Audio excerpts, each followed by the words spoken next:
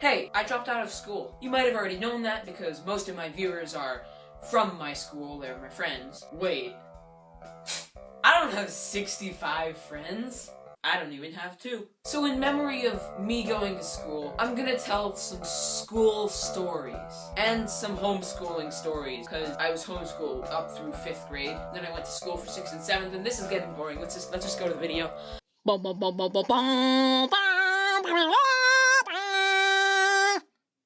Intro! First, I should tell you right now, the whole stereotype that homeschoolers don't have friends is total bullshit. When I was homeschooled, I actually had more friends than I did while I was in school. Also, school causes anxiety. Social anxiety and other anxiety. I'll leave links to articles about this in the description, but I can tell you from personal experience as well. In school, I had more social anxiety than when I was homeschooled. But you probably don't care about me breaking down stereotypes, so fine. We'll get to the fun stuff. First story. Okay, so once I had this sub in design and construction, and they told us no talking, no laughing, no smiling. No smiling. Normally when adults say no smiling, they're trying to get you to smile. But no, she was serious. Trying to get us not to smile. No smiling, no happiness, no laughing, no joy. Joy is bad. Get it all out the window so you can learn. As we all know, when you're unhappy, you learn better. Without joy, you can learn way faster. You wanna know something else that I learned from school? Kids are mean. They're way nicer people who are homeschooled. Maybe it's because I just saw less people and the only people I did see were the people who are nice. Doesn't make it bad. And on top of that, for some reason, they think I don't know anything about sports. And let me tell you, I get a home run with this ball through the hoop every single time.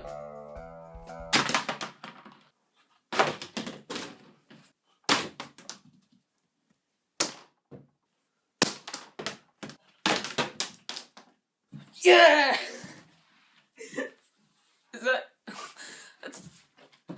That's a hole-in-one, right? And I'm not just making that up. Literally, someone was trying to remember the name of a team, and they were like, "They're from Green Bay, Aaron Rodgers." And I'm like, "Oh, I think I know that one." And they say, "I don't think you would know this one." And I'm like, "The Packers." And they say, "Oh yeah, I wouldn't know that one.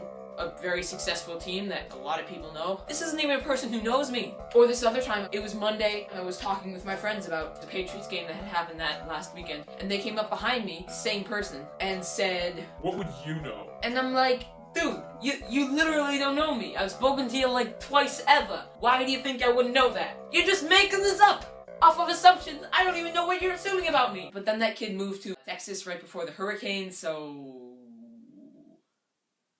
I guess I shouldn't be making fun of him. Anyway, another time, a different person told me, like, they were talking about soccer, and I said something about soccer to them, and they said, "You couldn't even get the ball off the ground." And this is, again, a person who doesn't know me at all, and I did soccer for 6 years, but yeah, sure, I couldn't get the ball off the ground because I don't know why. They're just making things up. Moral of the story is, children are mean, and assume I don't know anything about sports for no apparent reason. Okay, so this other time, also in design and construction, this kid was throwing tape at my paper tower, and I asked him to stop. He was like, "You wanna go?" But he wasn't like ironically saying you wanna go. He was serious. And I was like, "Not particularly." He's like, "You wanna go, huh? You think you can take me?" And it just escalated until he's like, "No, you wanna go, huh? I'll take you outside. I can beat you. You think you can beat me?" I'm like, "No, I really don't think so. You'd probably kill me if you wanted to." He's like, "No, you wanna go, huh? I'm like, "Not particularly, but let's go. Ladies first." He's like, "Huh? You wanna go, huh? You think you can beat me? I'm stronger than you. I can beat you." And I'm like, "Sure, you probably could. I wouldn't be surprised. Let's go. Find out." "You wanna go, huh? He didn't want to go. He stayed inside. People don't expect to be stood up to. He's like, "Oh! Are you gonna go or not? You lead the way. I promise I'll follow." He did want to go. Alright, next story. In 6th grade, I had this class, I forget what it was called, it was like media something. It was like once a week, so it wasn't that bad, but when we had it, it was so dull. I'm sure there's some useful stuff we learned in it, but we basically did nothing, and the teacher was just talking the entire time. It was about like emails, trying to scam you. It was probably a class that I should have paid attention to, because it probably said something about putting videos of yourself on the internet. Oh well, it was so dull. Alright, then next, I had this math class in 6th grade, and we had a really funny teacher. And he had this running joke going on. See which stands for my name. Christopher Taylor Stinks. The whole year. Just me. It wasn't like everyone in the class stinks. It was me. And it wasn't like stinks like smells. Although... Next, why do people hate tests? I just don't get it. Like, if you're paying attention in class, then you shouldn't care about the test. In fact, the test is good because it's an hour where you don't have to pay attention in class. Alright, next story. Someone said the Beatles were terrible. He said, They only have one good song. I said, how many of their songs have you heard? And he said, 3. and I said, how many of their songs can you name? And he said, Here Comes the Sun, Yellow Submarine. That's it. and I'm like, dude, how can you judge someone when you know 2 of their songs? They have 219 recordings. How did you just heard 2 and one of them was good and you thought, man, that means only 50% of their songs are good. You can't just take a sample of 2 out of 219 and expect it to represent all 219.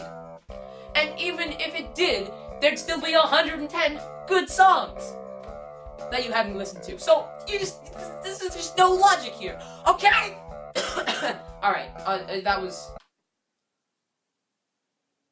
unnecessary roughness. Ha! I do know football! Okay, this other time, there was this kid who burped right in my face, and I said, ugh, that smells terrible. And he said, What? Burps don't smell. and I said, what are you talking about? Of course they do. And he said, Well, my burps don't smell. and like, dude, you don't smell your own breath either, do you? Still smells though. You should know this. And lastly, a much less exciting story, but I'm gonna end on it because I thought I would take this to my grave. The time I got detention. So the reason I got it was because I was being really annoying to a sub. I wasn't even that bad. There was a different kid who did a lot worse and he didn't get it.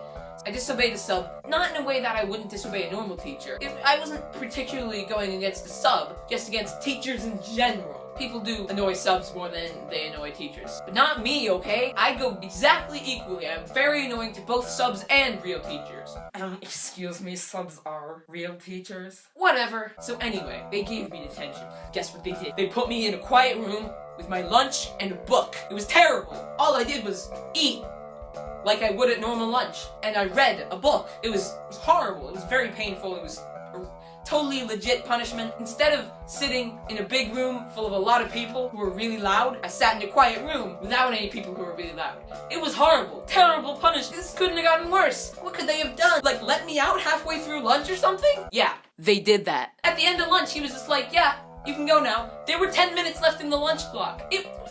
This is a great punishment. They didn't call home or anything. No punishment. The moral of the story is, don't be annoying to subs or your teachers. Don't go to school. Don't stay in school. Listen to a lot of songs before you judge a band. Don't rely on homeschooling stereotypes. And lastly, most importantly, your breath and your burps do smell, okay? And so do your armpits.